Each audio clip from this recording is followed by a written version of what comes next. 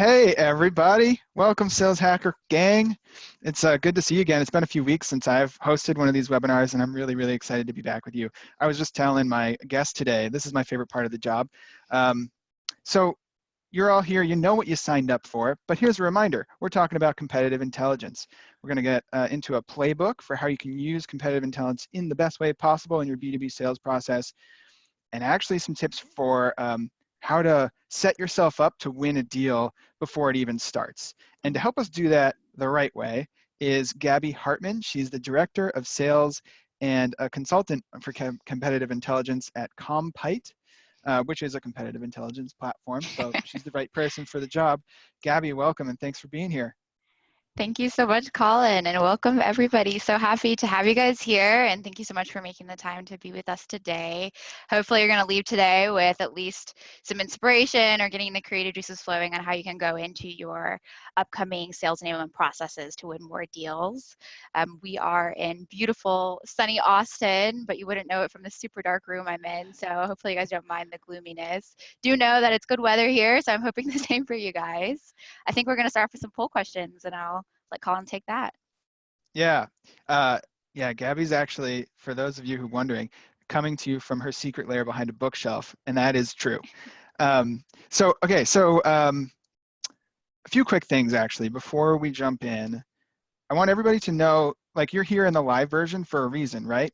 You all know you can get this recording and watch it later, but you're here because you want to have a conversation and ask Gabby some questions and share what you're doing with your competitive intelligence. So to do that, go to the bottom of your screen right now, click chat, and then see that little blue bubble thing? Make that say all panelists and attendees, or just everybody, right? So that way you can all see the questions each other are asking. You can use that to ask questions, make a comment, talk to your fellow folks in the room. We got a pretty full room here, 37 people so far. We're gonna get more. So use that. The other note is, as I mentioned, we're recording this. So if you have to step away for some reason, it's okay, we'll send you the recording. But I want to get a sense of who's in the room. So we're going to launch two quick polls here. First poll is just like, who's here? So you'll see that come up in a second. I think you know who you are. I know my answer. So I'll give you a second to fill it out, and then we're going to close that poll in 5 seconds.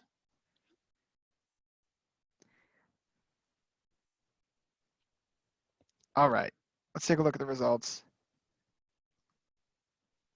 Okay. Cool. What do you think, Gabby? This is a pretty good mix. Yeah, awesome. We've got a lot of sales hunters over here. Has a lot of SDRs, a few AEs, and then a few marketing people as well, sales enablement. Great. Awesome. So we're definitely going to be speaking to the hunters in this conversation and to the closers. So we'll try to take it about the conversation and more of that approach. But for everyone else who's kind of leading more of the content development and actual CI process, we'll put in some good stuff for you guys too. You know what I like about this, Gabby, is one of the things that we talked about was that competitive intelligence is something that requires alignment, but can also create alignment. So it's cool that we've kind of got somebody from every department in the go-to-market team here. Absolutely. And speaking of competitive intel, I also want to get a feel for like where everybody's at today. So we have another poll to that end coming up right now. How often do you update your current competitive intel materials? We're keeping that broad. Could be any of the content, maybe your battle cards, whatever you use. How often do you update it? Mm-hmm.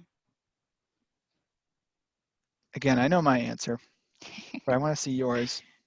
So we're going to leave this up 5 more seconds.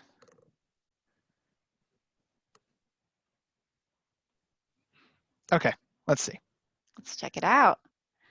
Quarterly, fantastic. Quarterly is the most common result, or annually. Glad to see there's no one never. I'm actually really surprised, pleasantly surprised there. This is just going to help us gauge the maturity of where you guys are. And quarterly and annual is actually quite a common response that we get as well. So hopefully today we're going to show you both the value of kind of increasing that frequency, why you would do it, why you would invest resources in doing it, and then from there, how we can actually kind of speed up that, especially as our space grows. What's the relevance? Cool. Thanks for Beautiful. All right, well, let's get off to the races. Just a reminder, use the chat window to ask questions and talk to each other. Gabby's gonna tell us what we're gonna talk about here in a minute, and we're starting. Let's go. Yeah, perfect. Awesome. Yeah, you guys definitely use that question box. Let's start off just kind of touching on what our goals are for today and what we're going to be discussing, what exactly we're going to take a look at. And we're going to be looking at, as mentioned, the competitive intelligence playbook specifically for B2B sales. So how we can win a deal before it even starts. And that's definitely a big boast, but hopefully we're going to kind of pick it up and show you exactly how that's done. We're going to start off by discussing the importance and how-tos of measuring success throughout the sales funnel, specifically when it comes to competitive encounters, losses, and wins. Then we're going to take a look at the most common pitfalls of CI. If you guys know the pitfalls, you're going to be able to kind of go in and do some best practices to avoid them. From there, we're going to take a look at how to actually use competitive intel in our sales processes, and then when and where to use that. So we're going to take a look at these varieties of things. At the end, we're going to do Q&A. As Colin mentioned, please do send in your questions throughout the presentation we're going to be doing today.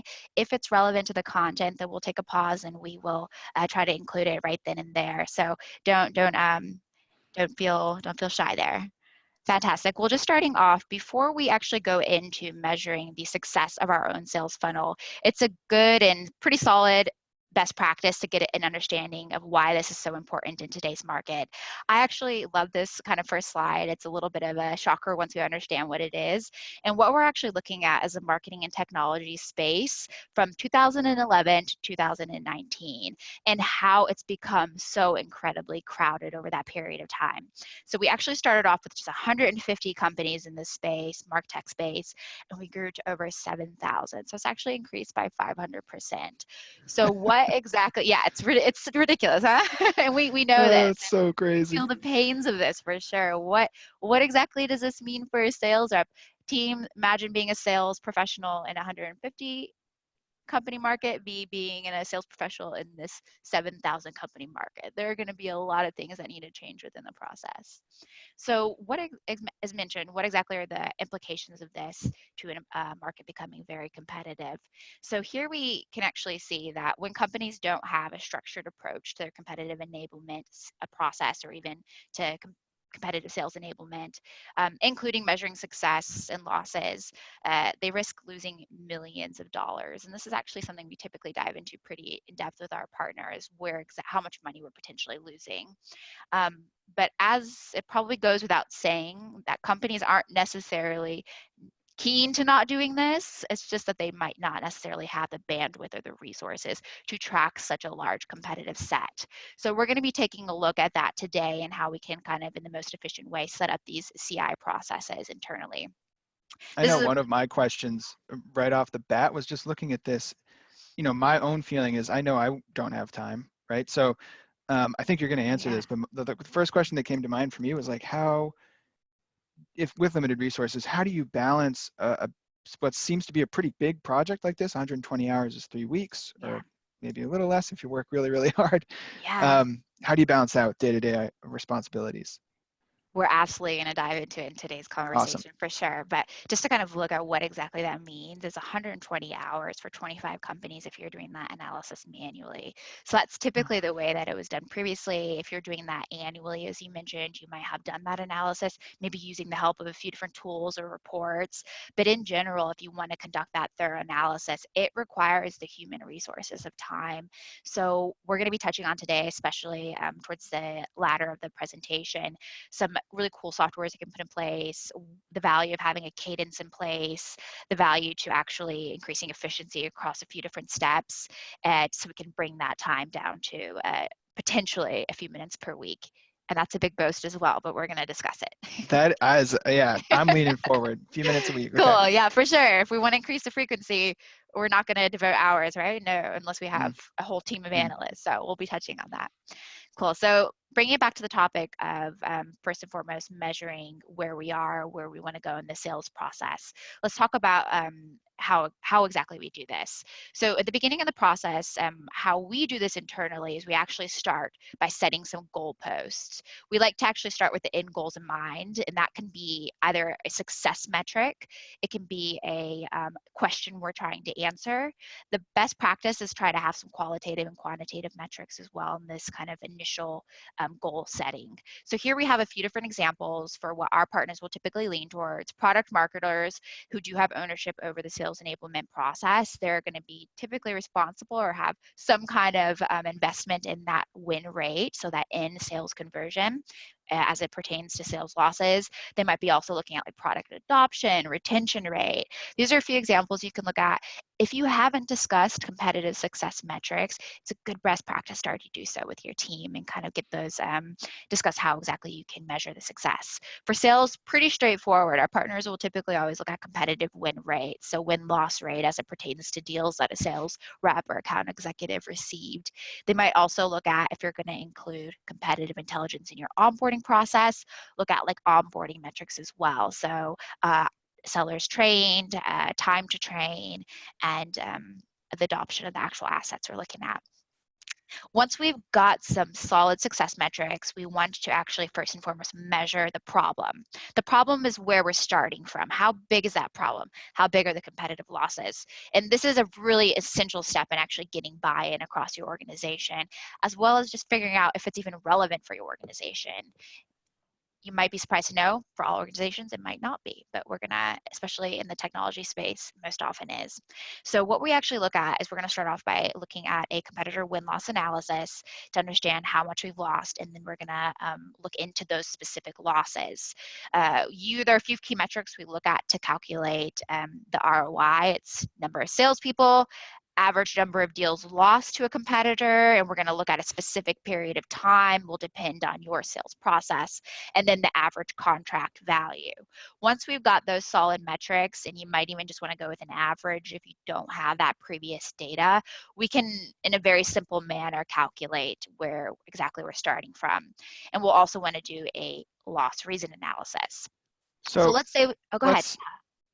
So basically you multiply those together and you say like, I've lost this many deals, my average deal size is X, and across a year that averages out to about, I think the stat before was like $14 million to $25 million a year for a normal like mid-sized B2B business. Is that right?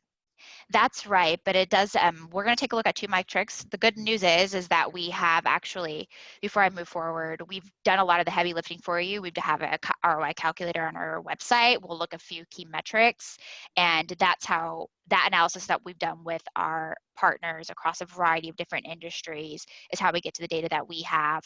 I'm going to, in a second slide, show you exactly how you can do it as well with the ROI calculator. Cool. Before we what exactly is this getting us to? How much potential revenue that we're losing? Now, how much of that revenue can actually be saved with battle cards is our next step, and that's the loss reason analysis. And this is actually essential because not every type of deal can be saved with just a battle card. There might require other resources, and the likelihood that you're going to save that with an asset is going to be less. So we want to know what percentage can actually be saved with these types of assets and with this initiative. So in our studies, we actually typically group our problems or losses into two key categories. A positioning problem. This directly relates to the sales positioning, and the key takeaway here is we have a better product. We have a better suited product for this prospect. We have fair pricing. We have everything aligned, but we still lost the deal. What happened there? And that's typically going to be a sales positioning problem, whether it was inaccurate information or some of the pitfalls we'll look into. Good news is 52% of those deals can be saved, and 52% of 14 million is still a lot of money. From there, we have a different category. So we don't meet the need or we're over budget. So this is like a missing offering. We have a feature that they don't have that a competitor has, or the competitor just offered like a bottom line rate that we can't beat, and budget is very important to that prospect.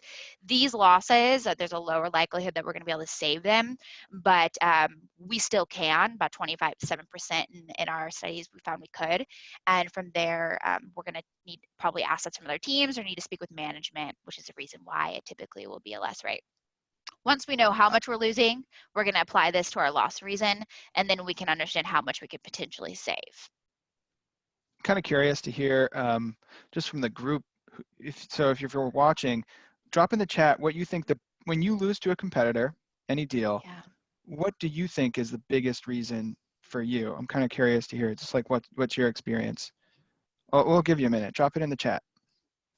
Yeah, let's come back to that. Perfect. So just to wrap up with kind of what Colin had asked before as well is how do we calculate this, or how exactly we go about doing that? We have developed an ROI calculator just on our website. Just drop down to the resources, go to our ROI calculator. You're going to get a few different questions asked, calculate ROI, and then you're going to get a really cool PDF generated for you, and you can just kind of share it, keep it internal, share it with someone in your team, going to give you an estimate, and going to also apply those average metrics that we previously looked at to your rate and give you an estimated amount of how much you could potentially save with battle cards. Really cool exercise you can do as well, valuable for the buy-in process. How are the answers looking, Colin? Yeah, so we've got a couple. Nicholas and Brianna both said price budget is their biggest problem. Scott Yeager's on the other side of that, and he interprets it as a lack of perceived value, Yeah. which I think maybe is a different way of saying kind of the same thing. Where do you come down on that? Like, I know we talked about positioning and basically features or product. Does that fit into positioning, price? Yeah, so as a sales rep or an account executive, we're going to get a reason, and that person might specifically say just the competitor was a better fit, and it's our job to dig into what exactly is that reason.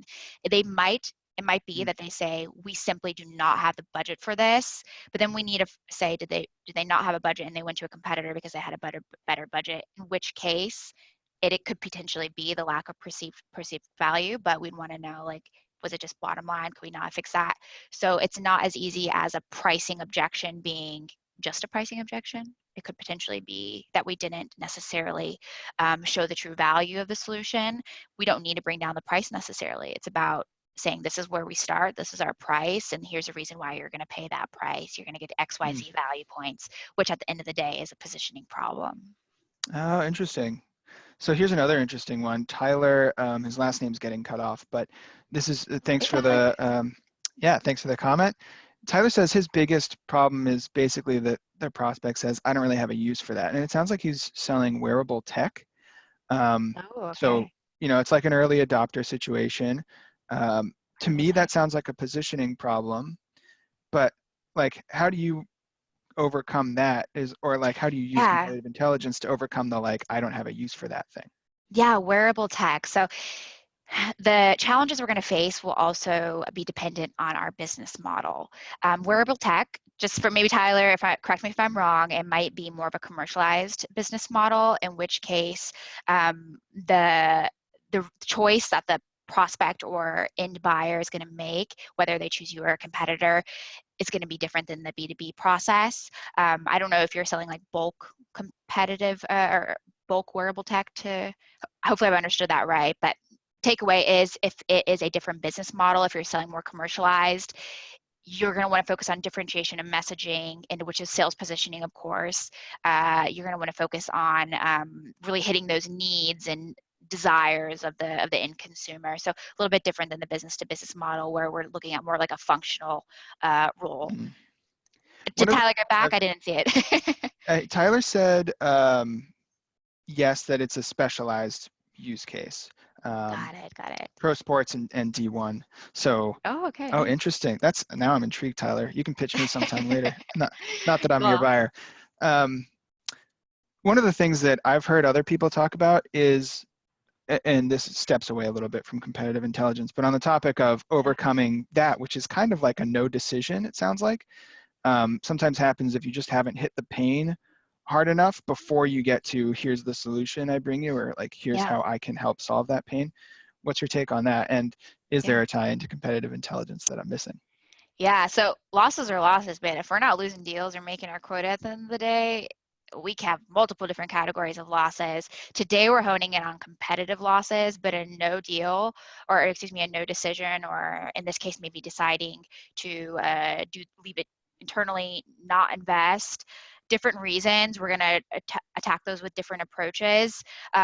We use here internally with my team the SPIN methodology, which is a questioning methodology that will lead a prospect up to identifying their own need through Mm, questioning. So situational questions, problem questions to identify those problems with them. And it's kind of like a storytelling, right? You don't want to just say, here's the end result of the story. You want to lead them up to that. And the SPIN methodology works really, really well here internally to taking more of a consultative approach and allowing the prospect to get to their goal at the end of the day, which can decrease losses as well. Interesting. Yeah. Awesome. So there was only one other kind of when the original Yeah. question, everybody, because we've gone down a rabbit hole, was how do you lose to competitors the most? And one person actually said that they pre-qualify their customers better than their prospects, than their competitors. So they feel like when they lose business to competitors, it's not high quality business anyway, which maybe is a Yeah. good thing. What's your thought on that? Yeah. Sounds like a good statement. If your team has found a better way to qualify your leads, maybe you have a little bit more maturity in the market that you're in, you might have more data, you might have more experience. That's just a competitive advantage at the end of the day. It's a good thing. It's a good statement. And I mean, at the end of the day, that's what we're looking for, right? If the market is developed, we're kind of leading people down a funnel and figuring out those little points of optimization. One being better qualification is a great strategy to have. So I see it more. Good job. Awesome that you've I gotten think there. it's an interesting piece of competitive intelligence to know that. I mean, I don't know how this person knows that about their competitor. Maybe it's just observational, but to know that they're not doing as good a job qualifying, that's an interesting piece of competitive intelligence, because it's not about you, it's about what they're doing and you're reacting. It's like a bit of a game of chess. You're a step ahead. Yeah, absolutely. Good insight there, Colin. Cool, you guys. So, where are we at now here? Oh, can you guys see the screen still? Yep, looks good. Okay, awesome. So we're actually missing a slide by chance. Bear with us right now, you guys. Let me just kind of move forward.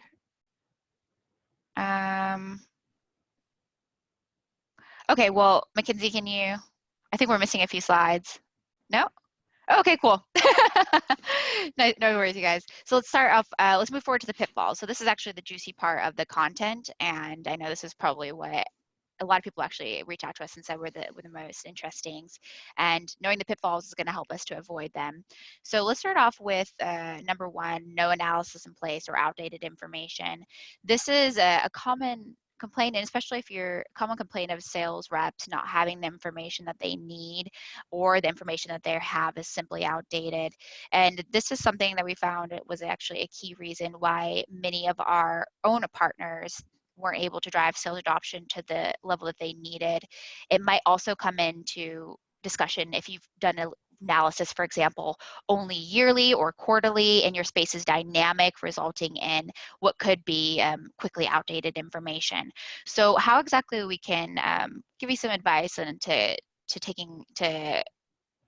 attacking this and helping you to set up a sustainable workflow is first and foremost with just doing a regular win-loss analysis. So you do want to have a system in place that you can actually quickly and regularly conduct a win-loss analysis. That might be with your CRM or a technology if you have it, and also just getting your team in a good habit of actually reporting that information correctly within the CRM.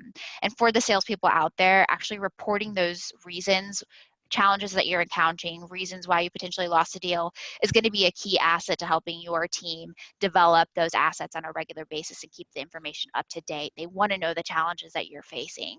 So really voicing that line of communication is going to be key. For kind of an input as well, once we've done the actual competitive analysis, we're going to want to look into creating a sustainable workflow to create and then upkeep the assets as we have created them. So consistency is definitely going to be key here. We want to make sure that we have that workflow in place to pull in that sales feedback to see the challenges and gaps and opportunities in the positioning. And then we went away what's going to be the best method for upkeep for us. You can typically, our partners will come in and they'll either have that information, or they'll want to outsource this process. They'll want to keep it internal, or they'll be looking at a software like ours where we're going to help out with the research automation. So those three different categories will be something that your team will want to look into if you don't already have a solution in place, so that you can keep that information up to date. Outsourcing is a little bit risky. That might be wanting to actually give the the workflow over to an agency, that's very low bandwidth on your side. You just want someone else to do it. So you might want to go with a trusted agency. This is going to be a much higher cost. And you do have the risk, and what we found in our partners is that that agency or outsourced company might be losing valuable information because at the end of the day, you're the experts in your industry. But it is a viable solution for companies that have very low to no man bandwidth at all. The internal option is you might have someone in your team that can do it. So you want to actually assign a sales enablement manager or sales asset manager, and they will devote a regular amount of time and a regular cadence to keeping these assets updated, and actually committing to that cadence is going to be key. That is high time investment. You are going to be paying for the resource of that person investing their time. So you're not necessarily going to be paying less money doing it internally because you're still paying for that person's time. But if you are limited and you have a dedicated person, that's one option. The third option, the research automation tool, is going to, of course, have a charge. So you have a financial investment, but it's allowing your team and battle card managers to essentially have the intel put on their plate so that they can very quickly make the decisions. So having the research process actually automated. A few different options. In our own partnerships, we do give consultancy on what's the best option for them just based on their needs and their specs. Out of all those options, it sounded like you said, correct me if I heard you wrong here, that the important thing to do first is the win-loss analysis, so you know how, like, you know, where your time should be spent or where your money should be spent, and then you can balance those things. Is that right? You start with win-loss analysis? Yeah, absolutely. Define the goal. Where are you guys starting from? Is this something valuable for our team? Essentially, those initial steps that we went through in first kind of measuring Yeah. the problem. Finding the metrics. And then, so when, I know you guys are, you know, you're an industry leader in this, how do you do the win-loss analysis? Is that built in your CRM, or do you have Yeah. like a meeting quarterly where you talk about big wins Yeah, or big great, loss? great Like, how do question. you? So as a sales director of a smaller team, we're below 10 now.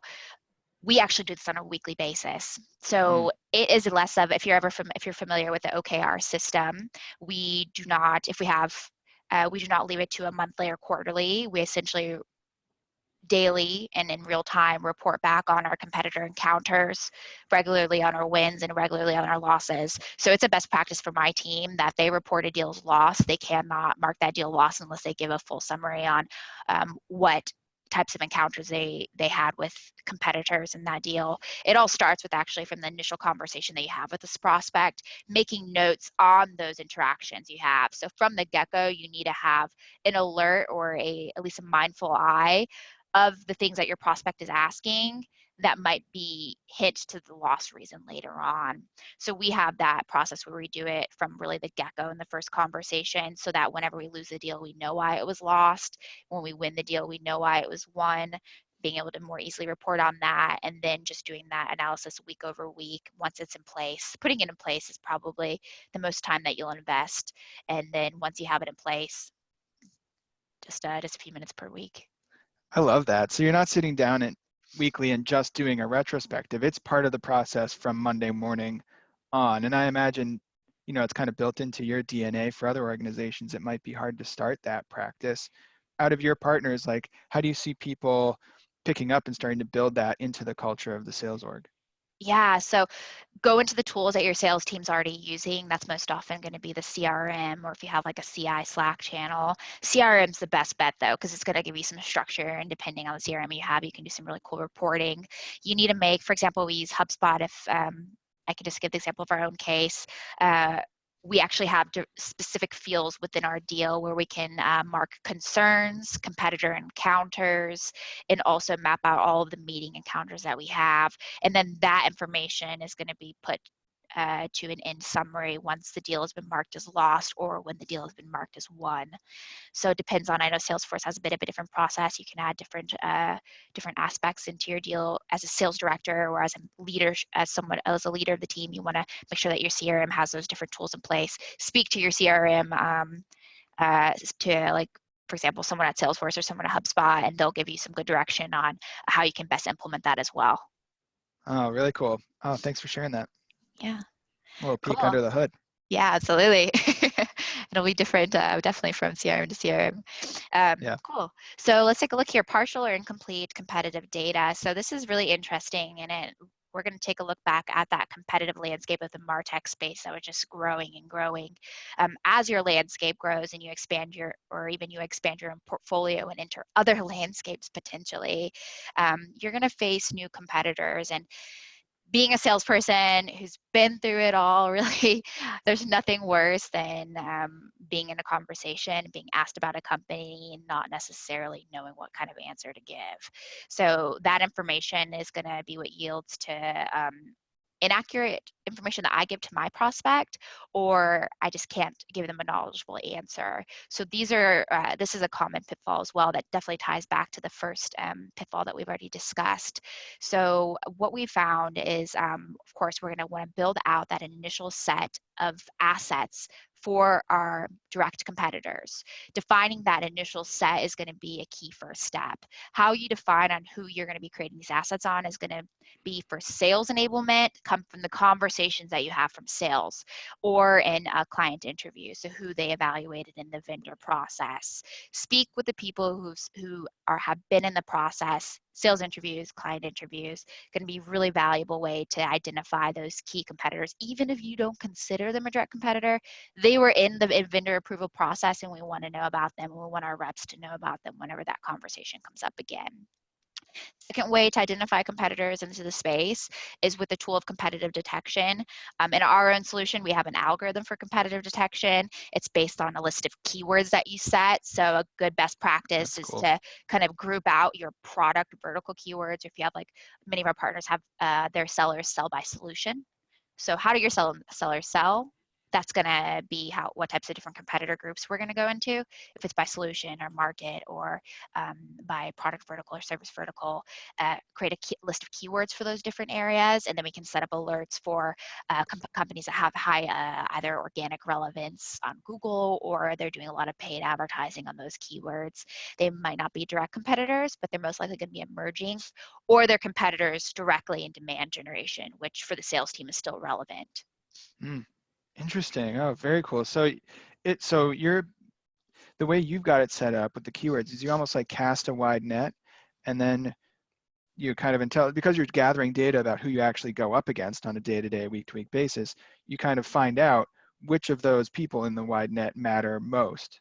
Is that right? Is that how Absolutely. you? You can use it in either workflow. First, cast the wide net to identify the competitors, and then use sales feedback to identify it. I would actually play devil's advocate and say, let's do it in reverse. Start Hmm, off with the companies that you know your sales reps are losing deals to, and then you can iterate with that process. So got it. consistently, we'll look at a typical cadence of a battle card manager or a sales enablement manager. I don't want to throw that term battle card around, because it's definitely can be used differently in different areas. But you'll want to set up a cadence, and like reviewing new companies that come into your space will typically be like a bi-weekly or even monthly activity, because that's when you create new assets. Got it. Very cool. Yeah, cool. So pitfall number 3, inconsistent delivery of the competitive content. So the timing of insights is just as important as the insights themselves. We can't ever kind of press this enough, especially if you're in a Mm, highly dynamic space where they do a lot of A/B testing and messaging. They might be changing their own sales positioning statements, or they might be expanding their own portfolio. So having that information in real time and getting it to your sales team in real time as it can be, is going to be an important exercise to start practicing and getting in the habit of. We do, I will say that a sustainable cadence and getting into that good habit is key for this specific pitfall. Not all intelligence, however, is going to be created equally. So one piece of insight might have a varying degree of relevancy when it comes to your sales reps. The question we like to ask is, think about that insight, and is this piece of information, if we shared it with our sales team right now, would it impact a deal, or is it just going to create noise? And that's how we're going to be able to categorize the insights and research into different kind of value buckets, so to say. And the highest priority insights are going to be, for example, insights that we share via a real-time alert to our sales team in their CRM, or through maybe a sales team-wide email. few different ways we can go about doing that. The less relevant insights, let's not look at the non-relevant ones, but the less relevant ones we might want to include in like a weekly newsletter, for example. Less relevant, we don't want to bog our sellers down with irrelevant information. We want you guys to get what matters to you. Having that process of like categorization is very important for our partners. How we do that is with AI technology. So just to kind of pique the interest there, let's imagine that you have 1,000 insights. How do we understand which 10 of those are going to matter to our team and get those to them in real time? So we have an AI that actually it's our core AI developed through research across a variety of industries, and then our partners develop their own AI through their engagements on our own platform. If you're doing that manually, then it's good that you come to a consensus with your team how you want to categorize those insights, and you block the time every week to be able to actually review the research, categorize it, and then take the necessary next steps to get it to them in real time.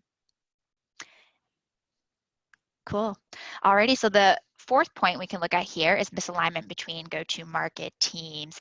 And having sales and marketing people here, and I know that Colin, you've also kind of had your hands in both buckets before.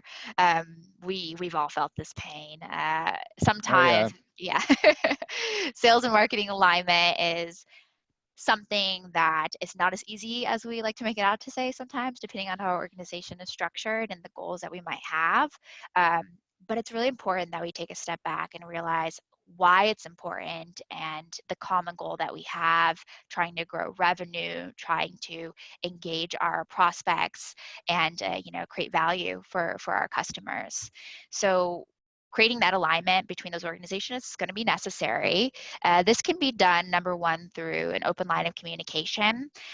For the sales enablement process in particular, and especially in our own playbook, an open line of communication between sales and whoever is leading or has ownership over this process is essential. It's going to be a key step. So how exactly do you want to have that line of communication is going to be the next question we go into. So it might depend on what types of tools your teams are using.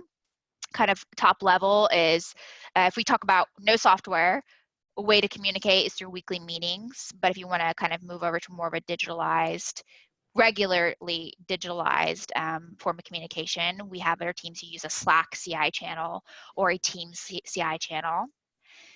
Messaging channels are great for our reps and our account executives, but messaging channels for managers can be really difficult. It's really hard to vet the information that's coming in, and you're going to have some challenges. Maybe one rep might hear something that wasn't vetted, that's shared with the team with with not being properly vetted first, and that can cause some commotion. So I know. Yeah. I've seen organizations and sales teams use like a compete Slack channel where sales reps ask questions, sales enablement every now and then will drop in something new that they've learned. Yeah. But to me, when I watch that happening, it all looks very reactive. I don't know, is that a necessary part of the equation? How do you guys do it? Because it sounds like you're very proactive, but do you also have that going on? Yeah, so we like to hope that we evolve through working with our most successful partners, and we develop our own product and our own consultancy based on what works for our partners. So evolving from that kind of Slack channel, that does have its uses down the road for real-time alerts. For example, our Slack channel now, you actually get real-time alerts that are completely automated, and it's not necessarily a line of communication, but just kind of alert in the tool that you're already using. And then you can, I've seen some clients as well use our two-way Slack communication to send insights directly from Slack into our repository system. But eventually we want to get to less of a my rep needs to go to Slack to get information and scroll through the details to my rep has the information when it matters to them in the prospecting meeting. And how we get there is, going through the tool that they're already using. Typically with our solution, we use a CRM integration, or you have a data asset management integration, or you use our proprietary mobile or desktop sales asset extension. that's a tool that the rep can on the fly quickly access their information and have those assets readily available, not only for being able to get to the intel when it matters most, but the really cool thing about having it all done with integrations is you can open up that line of communication. So our most successful clients, for example, Podium out of Utah, who comes to first consideration, they have over 300 reps using it, and they have a Salesforce integration, and all the reps send feedback directly from Salesforce into Compy, and then our battle card manager that we work with vets that information on a regular frequency. Very cool. Okay, so using the channels, you know, less as the sole point of access and more as like a point of alert or a way to feed into the Yes, system. exactly. Cool. Yeah, you said Love it it. really well, Colin. Yeah, absolutely. Cool. So yeah, alignment, communication is going to be a key part for alignment, and also being on a sales team. And I'm sure my sales peeps out there can can definitely empathize with me. We want to also know that the feedback's being implemented. Otherwise, our engagement's going to drop, and we're not necessarily going to adopt the information. So again, having that sustainable workflow set up, making sure that that person who has ownership over these assets, whether it's a product marketer, sales enablement specialist, or someone on a dedicated CI team, they're actually using the feedback, and they're, you know, our time's not going to waste, because time is money at the end of the day for a sales rep. Cool. So last point, lack of conscious sales training. So I love the way you worded this, Mackenzie, our awesome marketing manager here. So what exactly does this mean? Sales training is a key step that we do with our partners before even delivering the battle cards. So making sure that our awesome sales professionals know what this new tool is, how they can use it, where they can access it, the more tactical bits of training, even the more strategic bits of training is going to be key for that initial training with our sales team. But the regular reoccurring trainings is going to be what really kind of keeps this strategy up to date. You'll notice, and I'm sure hopefully now everyone's kind of seeing, we've got a lot of moving parts. We're going to map that out for you, no worries. But regular trainings are a key factor. For the sales reps in my own team, role playing for sales positioning is a very effective way of training the sales team. So doing regular weekly role plays, competitive positioning. If you have a larger sales team, we know that it's a little bit more tricky. You might want to have your sales manager doing it with them on like a bi-weekly basis, put them in like different competitive scenarios, and then allow them to practice the positioning that the team has iterated. Having that in place is going to be key. And then, of course, having trainings for new people who do come into the organization, having a really quick way to ramp them up and get that baseline of knowledge, but also expand on their expertise of the industry will be key. Cool. Awesome, you guys. 5 pitfalls. 5 pitfalls. 5 pitfalls. You guys, any There they questions are. on the pitfalls? I'm assuming because none came in. We probably talked about them throughout. Yeah, this is an awesome visualization of what this process looks like, kind of broken down to its most basic elements for our partners. This sales content process. Hate to poke fun at the people who answered annually, but I'm sure that's why you guys are here. If we're only updating our assets annually, there's a lot of problems. We can fall into a lot of those pitfalls. But no worries, you know, we've all been there. We have to start from somewhere. And with those pitfalls, being able to avoid them you can start on that road with one factor first and foremost, creating a sustainable workflow. So here we have the kind of 4 broken down stages of this competitive enablement process. And what actually occurs in these stages will be dependent on your sales team's needs, because that's actually where we start. First and foremost, with defining the needs of the end consumer, with that goal in mind that we set. So let's think back to that very first slide. We targeted competitive win rate. Awesome. How are we going to do that? How we get there and how we answer these questions, not necessarily, I've seen many partners come in, what kind of information do we want to include on our battle card? Great question to ask, but the question should be, first and foremost, before we get there, we'll get there, why are our sales reps losing deals? Defining their needs, what types of challenges are they facing, what types of information should we actually be gathering. That is essential to developing an asset that our reps are going to find valuable. So that's actually why we have the defining step before the actual curation step. The So this curation, cycle go makes ahead. a whole lot of sense. And now at some point or another, we've talked about these 4 stages a little bit.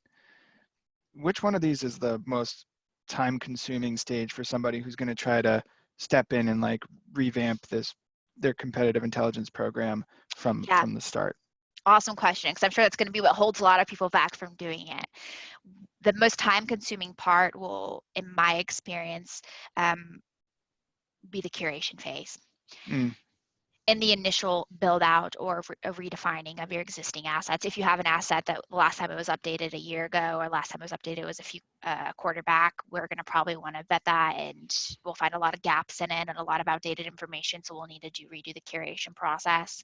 Depending on how big your sales team, maybe the defining needs might be a little bit bigger. This is more of a holistic approach that's going to be done behind the scenes.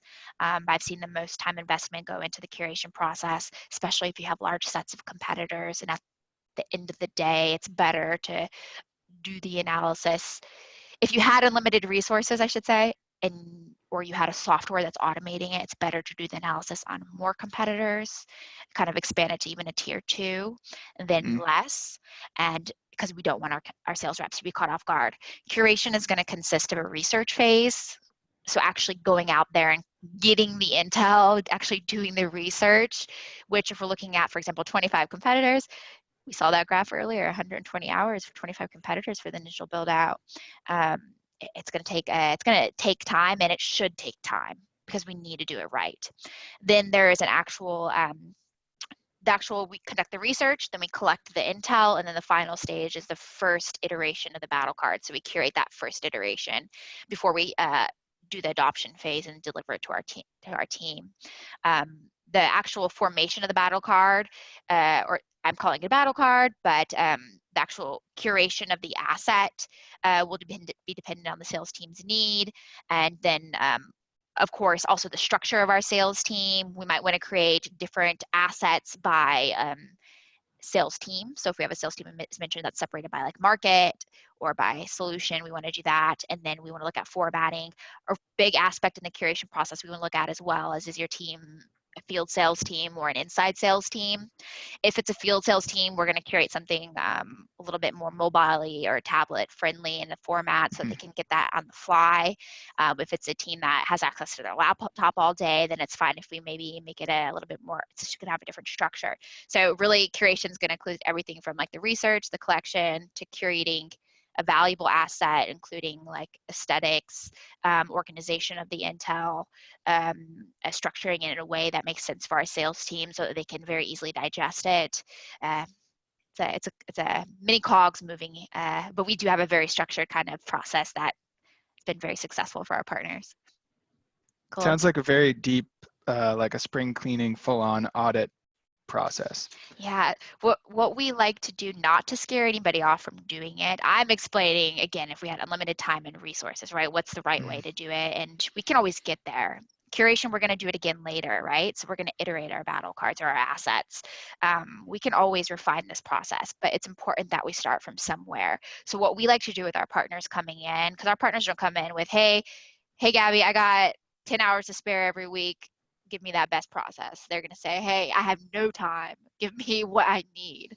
So what we do is we typically will map out the bandwidth of our partners, understanding how much time they work, how much time they have, and then we will actually put as much automation as in place with our own technology so that research process is automated, the curation process is automated, and then what's left to the actual manager is just those final strategic insights. So developing the strengths and weaknesses, developing the kill points, silver bullets, the sales positioning statements. We don't want to ever leave that to a machine. We want that to be in our manager's hands.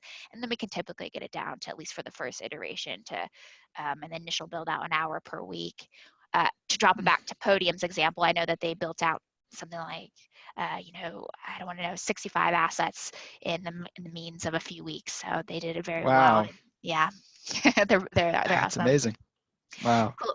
You guys, so to move forward, don't want to linger too much on that. I'm sure this is probably very interesting aspect for the teams who are wanting to ramp this up. You will, of course, give our information at the end. Do feel free to reach out to us for a consultancy or just go to our website for some cool assets. For adoption, we curate our asset, our battle card manager is ready to go. We want to deliver it to our sales reps. Hold your horses. I always say hold the horses first and foremost. Adoption is going to be where training comes into consideration. We want to look at the method of delivery, make sure that we have the correct method of delivery set up, that our sales team can actually use it. Usability of the battle cards and the access to the battle cards is one of the key adoption phases. And we like to say, if your reps aren't using your assets and if the reps aren't using the assets, it's as good as them not even have been created.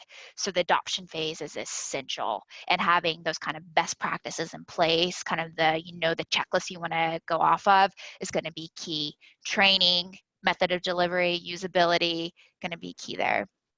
Final step is upkeep, and this is again where automation can really come and help and save us a lot of time. The upkeep process is where a lot of people stop. The upkeep process is, we deliver the battle cards. Okay, I'm going to go back to doing all the other responsibilities that I have ownership over. I don't need to necessarily come back to these. And that's that comes back to that pitfall that we looked at previously, not having up-to-date information. I don't want you to stop here. Once you've got into the actual adoption phase and you've delivered your battle cards and your reps are using your assets, put a little bit of effort and we'll walk you through how to set up that sustainable workflow, and we can really get it down to minimal time per week. And rather than doing this as like a very reactive, as you mentioned, column exercise that you go through quarterly or annually, you're investing just a few minutes per week and keeping this consistently up to date.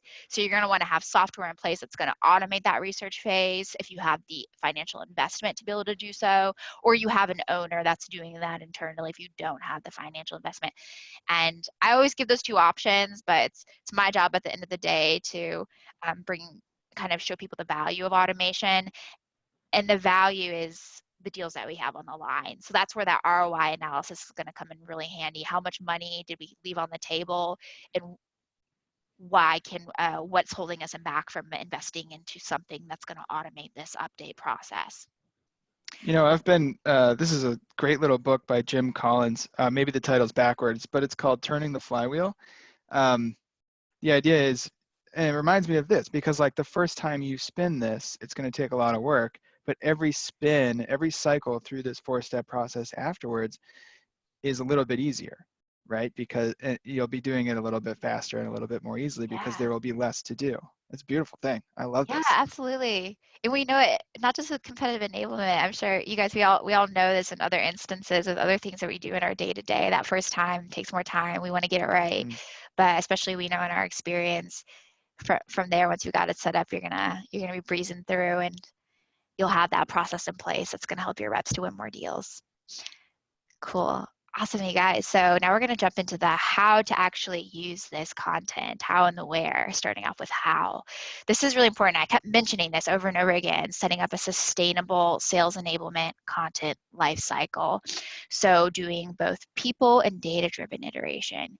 So let's start with people. How do we iterate or revise or update, optimize our battle cards or assets with people? That's going to be done through the sales feedback. So having that open line of communication open once you've finally delivered the battle cards, I keep using the term battle cards, but hopefully we're all on the same page there. A battle card is a competitive asset that your sales team will use for sales positioning.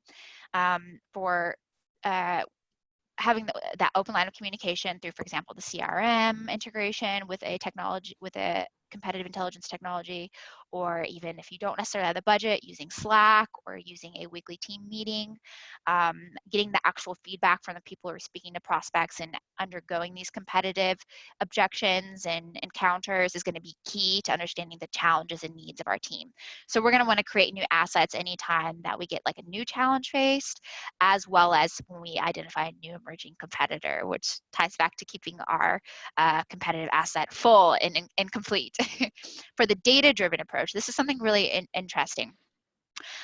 With our technology, for example, you can actually track the engagements of the people, the end consumer on the asset. So if you have a digital asset management system and you are already doing this with other sales enablement documents, you're probably familiar. You can essentially track the engagements, like which of your teammates are using your assets, how often they're using their assets. And that's something that we have that we found very, very valuable in the iteration process. So with our technology, for example, you can track which competitors are being faced most often by looking Mm. at which documents and which assets your reps and your teams are going to most often. So what value does that provide?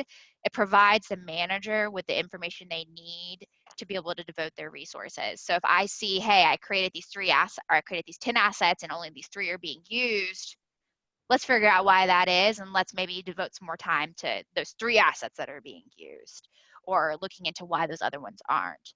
Also, maybe I'm facing, to contrary what I thought, we're facing one competitor more often than another. Let's come back to the drawing board on our sales positioning for that competitor and see exactly, make sure that we've got that spot on. Implementing sales feedback, as mentioned, is another really good key factor we've touched on quite a few times. This is an example. I like this little kind of little imagery we have here with Leah, our sales enablement manager. Once she's got her workflows all up and set, we've based her on a basic, on an average client of ours who tracks 30 competitors. It's a pretty large set, and but it's actually, once we've actually done that initial direct competitor analysis and we branch over in the technology space, that will typically be the case. Once she's got that set up, she might invest for those 30 competitors 1 hour per week. Now, it's not necessarily 1 hour per week, an hour per day, an hour in one day. It might be just 10 minutes every day to look at different aspects. You might have daily activities you do, the weekly activities, the monthly activities. So here we have a few examples. So daily, she's going to review her real-time alerts when and if that happens. If a competitor releases a product, they just expanded their portfolio, we want to know that ASAP, and that needs to be something we look at daily. So having daily real-time alerts is going to be really useful for our sales enablement manager. Weekly, typically we'll review sales feedback weekly, and then implement the feedback bi-weekly, depends on whatever best practice we have. Monthly might be reviewing your battle card engagements, curating new assets, trainings, and then to actually update the sales team, here's an example of the categorization we have. So essential change is real-time update to our sales team, like an alert that we send to them via one of the methods that we have. A relevant change is something relevant, but it's not going to be the make or break of a deal today. That can be like in a weekly digest. And also we want to update our assets there as well. The summary and new assets, that's actually what we would consider the least relevant ones in the tier of 3. Least doesn't mean non-relevant. We're going to want to create a summary, create new assets, and we'll do a training with the team. So cool. Last little bit, I know we're creeping right up on time, and I want to leave enough time for questions at the end. This is a really useful breakdown of the different ways we can actually use competitive enablement and intelligence throughout the sales process, throughout a sales rep or account executive's journey. So starting off with onboarding. For the companies that might already have something in place, there's typically going to be an essential competitive training done in the onboarding process. We definitely want our team to understand their role in these competitive conversations, why it's important that they know this, why it's important that they're able to position themselves, give them that baseline of the landscape, and also introduce them to giving the cycle of feedback. So how we go about putting that sustainable workflow up, especially for the win-loss analysis, is they know from the get-go, before they take a lead into their funnel, how exactly they can report back on the encounters they have in the CRM. Ongoing training, we want to build up their expertise, build their landscape knowledge, build their competitive positioning expertise. We want them to transition from novice to experts in this specific area, and also a continual training on actually using the battle cards. The field encounters are the real-time, continual stage that we're going to be using our assets. Typically, this is what we think of when we think of when we're going to use it, right? When we encounter them. So we're going to, again, this is where role play training comes in really helpful, not leaving it to just handing over a doc and then leaving them on their way. We don't want our sales team to feel like they're on an island doing everything on their own. We want them to know that, especially as a sales manager, it's essential that we take that responsibility to do that one-on-one training with them, or team training if you have a larger team. Applications, actually learning how to use those in applications, or the different applications of using it. And then again, just reiterating where they can access the battle cards, how they can get to that on the fly. If you have a field sales rep, you want them to be able to, of course, be able to prepare before the conversation, but be able to access information and live on their tablet or mobile. If you have an inside sales rep, they need to know where they can go and get it if they're in a real conversation with someone. Reporting is going to be key for sales managers, directors of sales, for sales enablement managers as well.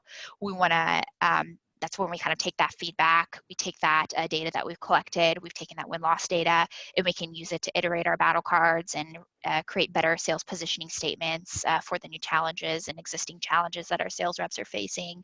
And also, reps need to be trained on how to report loss reasons. If I still have any SDRs and AEs with me, and you're not already doing that, definitely push your manager to kind of spread that out through the team. And if you're a manager, introduce that to your sales team. It's actually quite fun to kind of tell the story about what it is, but you want to get it down to like a structured way to report the loss reasons and share what you're experiencing. The final stage is the feedback loops. So for gathering feedback, whenever we if I have the sales enablement specialist in this meeting, I'm sure you probably asked maybe earlier in the presentation, what happens if the information, we don't have it or it's not publicly available? That's something we encounter very often. How we go about getting that private information, you can do it in multiple different routes, but one of the best ways is to actually train your sales team and give them some seeding questions that they can ask in prospecting meetings to get that information that you don't currently have. And of course, in client interviews to get that information. Getting and using feedback is a really, really important stage in those final feedback loops. Okay, you guys, awesome. Any questions here? Because then we're going to move forward to the questions and answer slide. Last call, everybody. There was some really good input from everyone, by the way. So thanks for everybody that chimed in, sharing what their biggest loss reasons were. We had some good questions that we answered earlier. If there's any last questions, we'll take them now. Yeah, absolutely. Thanks so much for sharing those with us. While we're waiting on the questions to be answered, as mentioned, if anyone's interested in going through a consultancy with my team, we are ready and here to speak with you guys. We've got a register link here, or you can just check out our website, download some of our resources we have if you're getting started and interested in kind of vamping that back up. We did get a couple questions about the, excuse me, about the ROI calculator, and I went out on a limb and said we'll get it to people. So we got to figure out how to do that. Yeah, absolutely. We can, I'm sure, share it in an email. Otherwise, you guys, compite.com, go to the resources, ROI calculator there. You get that really cool PDF. If anything, it's just cool to see as well. So definitely do that. If you have those metrics or you at least have an estimation of what those numbers are, it's a nice exercise to go through. Cool. All right, Gabby, it looks like no questions. And I think that's because you answered them all. This was so, so valuable. Your process, that 4-step process, I love it. Also just being aware of like what the 5 biggest pitfalls are how do I think about what are my dangerous areas when it comes to designing a competitive intelligence or sales enablement program. Yeah, absolutely. Super valuable. Folks, we're going to send out the recording. So if you want to share it with your friends and your colleagues and your family, do. To grandma? Please do. Absolutely. Grandma's gonna be our new CI manager. Right, yeah. Thanks so much for stopping by, Gabby. This was amazing. Yeah, absolutely. It was a pleasure. Thank you guys for having it. And to everyone who attended, thank you so much for making the time. I really appreciate it. We appreciate it. Go out there, kick some butt, win some deals. Don't be scared of those competitors. Go position yourselves in the way that I'm sure you guys know how. End of month tomorrow. Let's go get it, everybody. Awesome. And we'll see you next time on another Sales Hacker webinar. Bye, everyone.